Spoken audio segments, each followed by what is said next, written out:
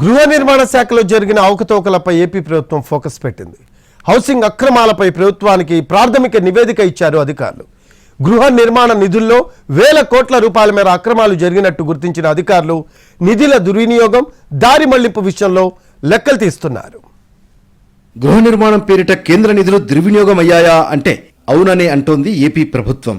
AP housing శాఖలో భారీగా అక్రమాలు జరిగినట్లు అధికారుల ప్రాథమిక విచారణలో తేలింది.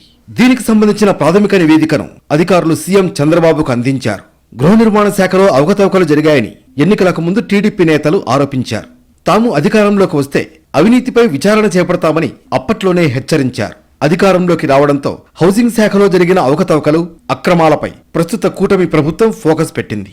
నిధుల దుర్వినియోగం, పక్కదారి పట్టిన నిధుల విషయమై లెక్కలు తీస్తున్న గృహ నిర్మాణ శాఖ అధికారులు వేల కోట్ల రూపాయల మేర అక్రమాలు జరిగాయని నివేదికలో పేర్కొన్నట్లు తెలుస్తోంది. నిధుల దారి మళ్లింపు జరిగిందని గుర్తించారు. కేంద్రం నిధుల్లోనూ అవకతవకలు జరిగినట్లు ప్రాథమికంగా నిర్ధారించారు. గృహ నిర్మాణ శాఖలో సుమారు 3,183 కోట్ల రూపాయల వరకు కేంద్రం నిధుల దుర్వినియోగమైనట్లు లెక్కగట్టారు. ఇళ్లు నిర్మించకున్నా లెక్కల్లో చూపించి మభ్యపెట్టారంటూ నివేదిక ఇచ్చారు. పీఎంఏవై నిధులను పక్కదారి పట్టించిన గత ప్రభుత్వం కేంద్ర స్కీమ్కు 1,575 కోట్ల రాష్ట్ర ప్రభుత్వం మ్యాచింగ్ గ్రాంట్ ఇవ్వకపోవడం వల్ల ఇళ్ల నిర్మాణ పథకాన్ని గందరగోళంలోకి నెట్టేసిందని అధికారులు పేర్కొంటున్నారు.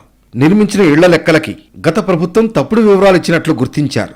132,757 ఇళ్లను నిర్మించకున్నా లెక్కల్లో చూపించి మభ్యపెట్టిందని ప్రభుత్వానికి ప్రాథమిక నివేదికనిచ్చారు అధికారులు.